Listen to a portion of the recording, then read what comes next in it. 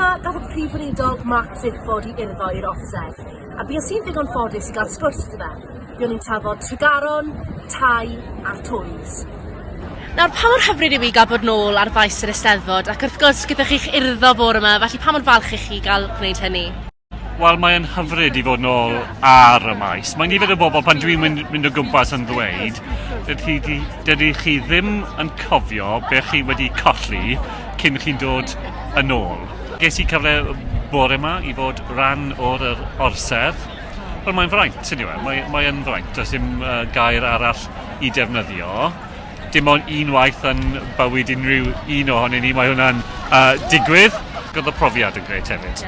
Ydy, pam geithoch chi'ch urddo heddi? Beth oedd y rheswm tu ôl I hynny?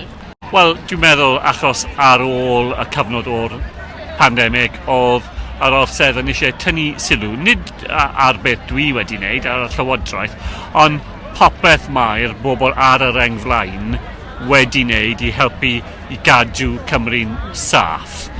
Nawr, yn ddiweddar falle bod modd gweld bod falle tensiynau amlwg rhwng San Steffan a Llywodraeth Cymru. Beth y'ch chi'n bwriadu wneud I adfer hynny? Wel, bydd rhaid nawr I ni aros I weld am prif weinidog newydd. Mae'r cyfnod ar ôl mis Rhagfyr 2019 wedi bod yn un anodd. Dyma'r tro gyntaf yn y cyfnod datganoli I gyd. Ni'n wedi wynebu Llywodraeth yn San Steffan Caedwadwyr gyda mwyafrif I wneud beth maen nhw'n eisiau wneud, a maen nhw ddim wedi bod yn ddigon parchus. Nid jyst I Gymru, ond i'r Alban a Gogledd Iwerddon hefyd. Wel, mae cyfle nawr gyda prif weinidog newydd I wneud pethau mewn ffordd wahanol. Dyn ni ddim yn mynd I cytuno ar pethau. Mae'n hwnna'n amhosibl. Dwi'n o'r cefndir llafur, mae'r prif weinidog yr Alban yn cefndir yr SNP, ond dydy hwnna ddim yn golygu, dydy chi ddim yn gallu wneud pethau mewn ffordd sy'n parchu'r ffaith. Mae'r Senedd da ni yng Nghymru, mae Senedd yn yr Alban a mae Senedd yn San Steffan, ac I wneud pethau fel na. Chi'n bwriadu adeiladu 20,000 o gartrefi i'w rhentu erbyn y flwyddyn 2026. Nawr, mae pobl methu fforddio I brynu heb yn o sôn am renti tai nawr. Pam aros 4 mlynedd? Beth allwch chi wneud nawr? Wel, mae lot o bethau ni yn gallu wneud nawr, a ni wedi cyhoeddi pecyn o pethau gyda Rhaid Cymru.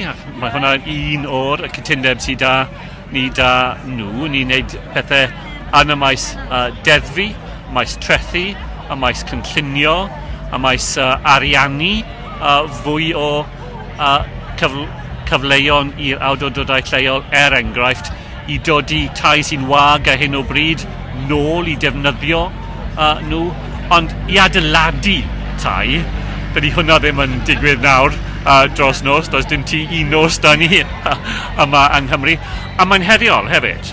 Mae'n heriol achos mae prynder o gweithwyr da ni, mae costau pethau mynd lan bob dydd fel ni'n weld, a mae problemau yn y supply chain, fel maen nhw'n dweud yn Saesneg. So, dyna pa mae'n rhaid I ni cymryd yr amser mae'n mynd I gymryd I adeiladu fwy o dai I renti. Ond mae Shelter Cymru wedi cyhoeddi bod 67,000 o aelwydydd ar rhestr aros I gael cartrefi nawr. Mewn 4 mlynedd, mae nawr mynd I waethygu cymaint.